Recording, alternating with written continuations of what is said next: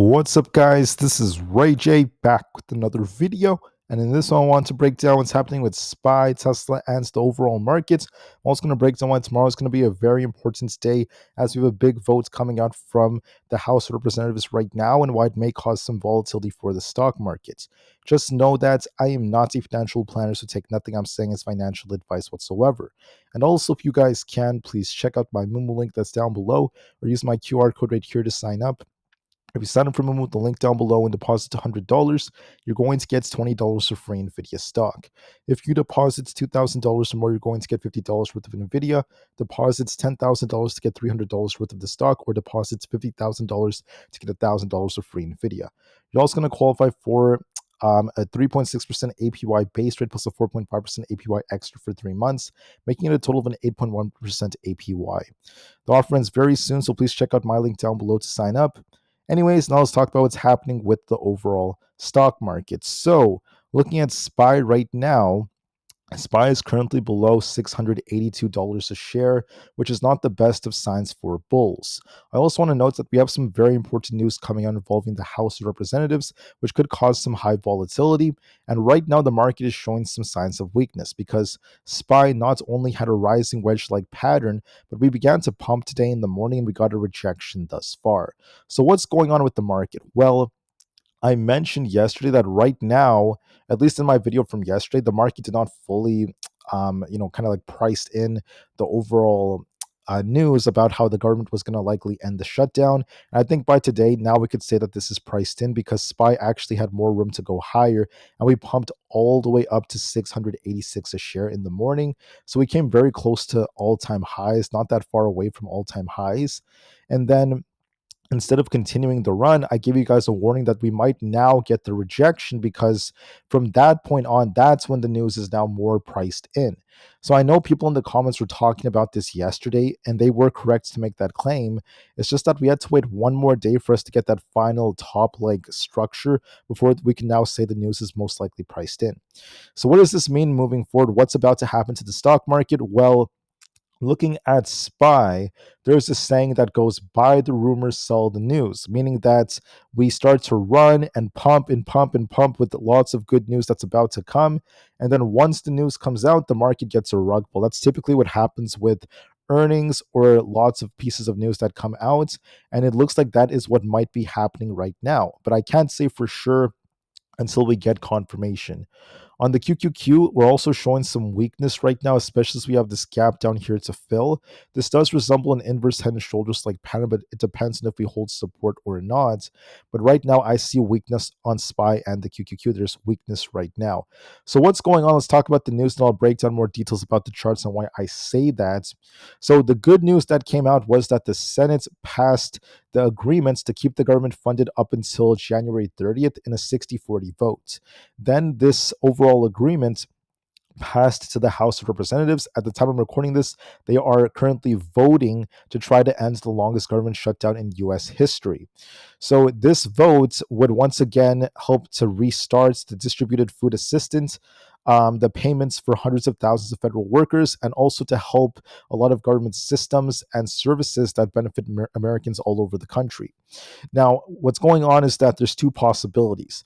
Either the House is not going to vote in favor of this and this government shutdown fiasco is going to continue, and that could be a little bit more bearish for the markets. Or what could happen is that the House is about to vote in favor of this and pass the agreement, which would take the agreements to President Trump's desk. Then he will sign it into law. President Trump said that he's going to be unbiased and sign it, and he doesn't really have much of a choice. It's been way too long, and too many Americans are struggling because of this. So yes, this will likely end very, very soon. The government shutdown should end very soon. We're waiting to see if this is going to get to President Trump's desk as the U.S. House is now voting on this. But notice that right now, even in the after hours, the market is selling off, and this news is most likely priced in my opinion. I think we mostly priced this in.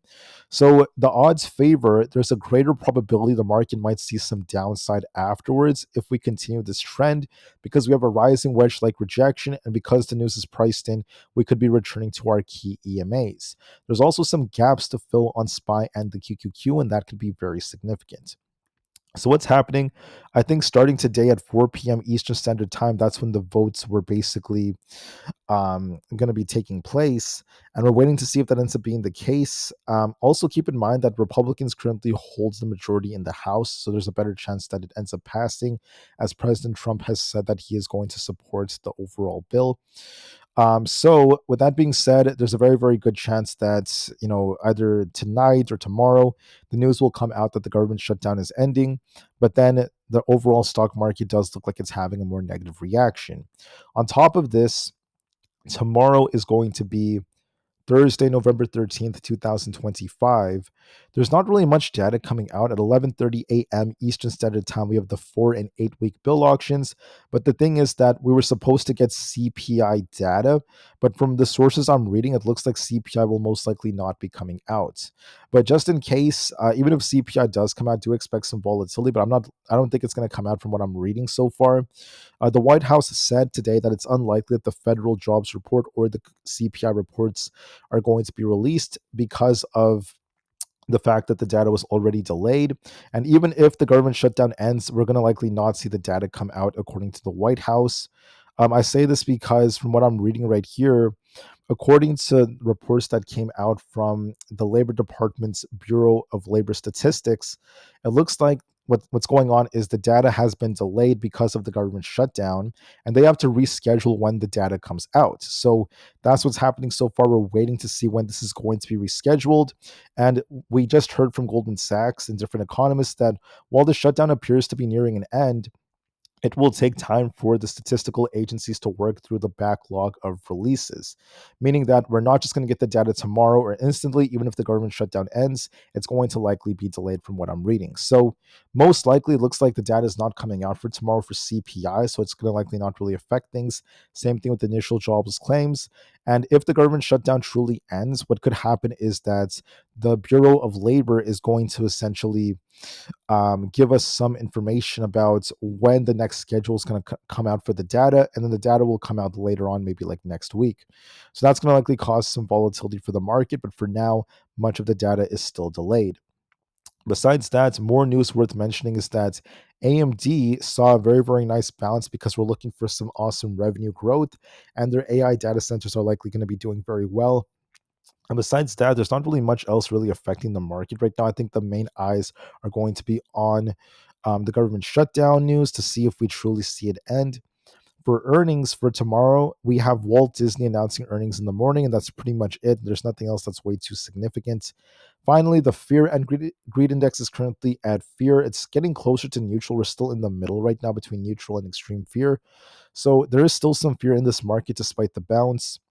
Momentum is more greedy since we saw the market bounce quite a bit. And then the puts call option ratio, we're seeing extreme fear right now since there's still lots of puts that are present. They have been slowly decreasing as we're seeing puts being closed and hedging going on, but we're going to see if this bounces or not.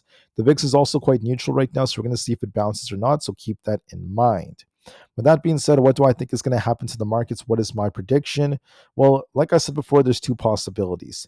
If the House of Representatives does not vote in favor of the agreement, the government shutdown will be extended. And I think that that could be a little bit more bearish. If they vote in favor of it, we're going to see if that causes a temporary bounce or not. But for the most part, I think that the news is priced in. And even if we get a little bit of consolidation, we might be looking for a dip back down to like 678. And we're going to see if we bounce off that or not. If we don't hold this, there's going to likely be some downside. So I think that there's more of a stronger probability of downside than upside looking at the current setups. And based off my current rationalization that the government shutdown ending is mostly priced in. So if we're bullish, just hypothetically, because when you day trade, you always want to have a bullish and a bearish case, and you always want to have a backup plan. In case the market does see a surprise bounce and they end up pumping things, we need to see SPY hold above 686. If we hold 686, we could be looking for 690 very soon. But so far, we have rejected near 686, and there is a little bit of weakness developing on the chart. The bearish case is that you want to see SPY basically retest 678 and fail. If it fails, I think there's a gap to fill back down to 672, and we're going to be watching if 672 holds. The last time we touched 672, we did see like a bounce there before it rejected, before it bounced again. So there is some support at 672. It needs to hold that. If it doesn't, we could be dumping even more. So we'll see how it goes. Another thing you can mention is that this could also be like a giant inverse head and shoulders. The left shoulder has been complete and we're about to form like a right shoulder before we try to bounce. So there is some confluence to think that this might be coming back down. I predict what I think is going to happen is that heading into tomorrow, regardless of if we get the shutdown to continue or if it ends, we're going to likely see consolidation and a dip to like 677 to 678. We'll see if we bounce off that. If we don't, I would like to see us come down to fill this gap. I am leaning a bit more bearish looking at this setup. We have a rising wedge rejection, and I think that the news is mostly priced in now, and that this could be a sign that we're about to see a bit of a turn. So I think that's the most likely possibility, but we will see just to be safe, okay? Always watch your levels and be unbiased, and we'll see what happens. But for now, I think that the setups look a little bit more bearish. The QQQ is also selling off in the after hours. Now, you could argue that we have a possible left shoulder, a head, and a right shoulder that could be forming, leading to a bounce. Or you could argue that we're looking bearish because we got a double top rejection near 625. If you want to be bullish, if we get a surprise bullish piece of news tomorrow, you need to see us hold above 625. If we hold it, we could attempt for 630 to fill the gap up here. If we're bearish, however, you want to see us basically fail at 617. If that fails us, we could be looking for the gap fill back down to 612. In my opinion, I think that the odds favor 617. If it does not hold, we could be looking for 612 as our targets. And I think that we're showing some signs of rejection on the QQQ after forming a double top. Also, SPY is trying to like be flat, at least during the open today, before it started to sell off in the after hours, whereas the QQQ closed in the red and now it's selling off more in the after hours, which tells me that tech is showing some weakness. This setup is favoring that whether you look at this as an inverse head and shoulders, or if you're looking at a double top rejection, that we're going to form a right shoulder to fill this gap before we try to bounce, or we could even just continue to fall. We'll see how it goes. But overall, I favor a test of 617 on the QQQ. If it does not hold, we're going to most likely fill this gap to 612, and we'll see if we bounce there. Also on the IWM, we have a very, very identical setup as the QQQ. Also on the daily time frame, we got a rejection. There's a gap to fill down towards 241, which aligns with our 50 EMA. So on the 4-hour time frame, we have this left shoulder, we have this head, and we have this right shoulder that could be forming, and that could be favoring an inverse head and shoulders. But either way, if this pans out, we're going to be looking for 241 to 240, and we're going to likely see if we bounce or not. But nonetheless, the IWM is going to be favoring 241, and we'll see what happens after that. On ES, we also have a slanted inverse head and shoulders right here. But just know that we are rejecting so far. We're at support at 68.38 on ES. We need to hold this to bounce. If it does not hold this, we're going to likely dip towards 6,800. And if that fails, it's just a gap to fill at 67.64, around there. So we're favoring the lower 6,800s, and we'll see if we bounce or not on ES. This is looking a little bit weaker. We're going to test 68.39 very soon. We have to bounce off that. If we don't, this is going to be favoring downside. NQ is looking weaker than ES, where we kind of have like a head and shoulders like pattern right here. Left shoulder, head and right shoulder. We're also below our key EMAs. We need to get back above at least 25,700 to bounce. If we can't do that, this is going to be favoring quite easily 25,400, this support right here. And then if that doesn't hold, there's also this gap over here to fill around 25,226. I think the odds favor the gap fill lower, so be very careful.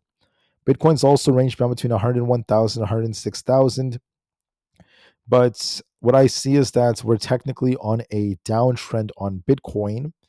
I have not seen confirmation of us breaking support, but I could see a test of 100,000. We'll see if we bounce or not, but otherwise, we're going to be favoring some downside, so be very careful.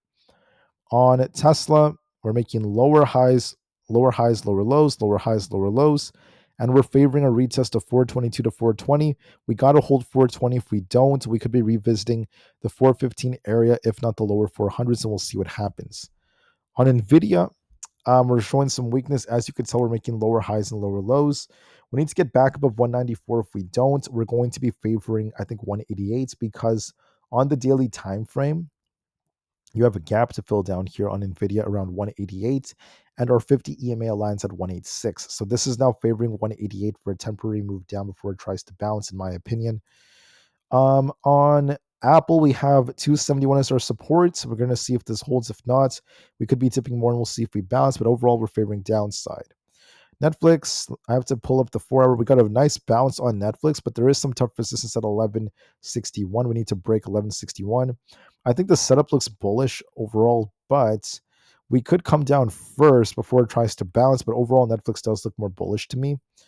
MSTR is showing a little bit of weakness. We tried to bounce and we got a rejection. We're still making lower highs and lower lows.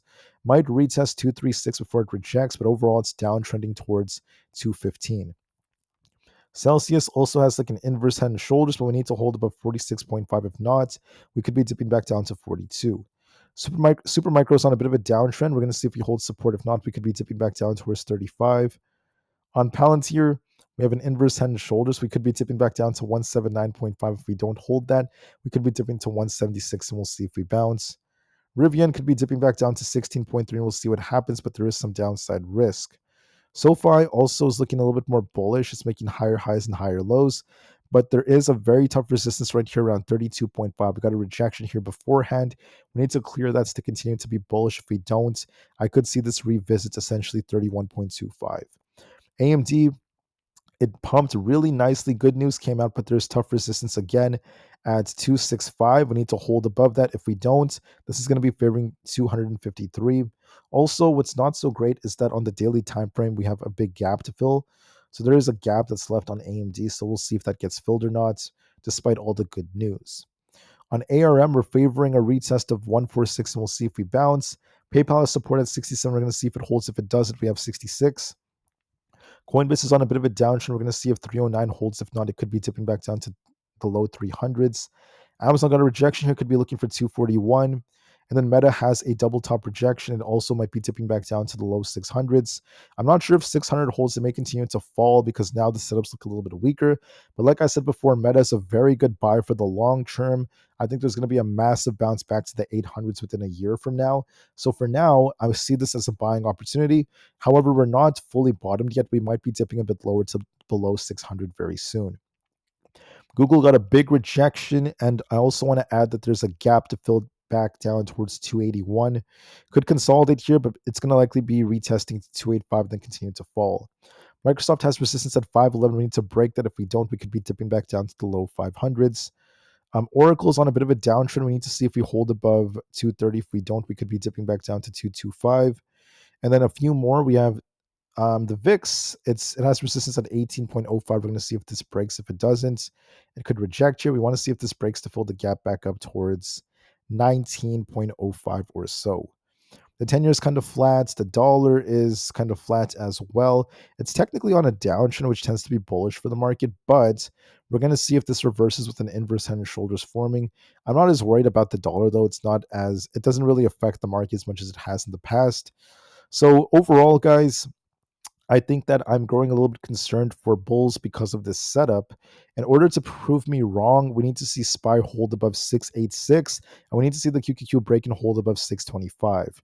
As of right now, it looks like we're rejecting, and there's going to be a gap fill below that's going to be tested for SPY and the QQQ.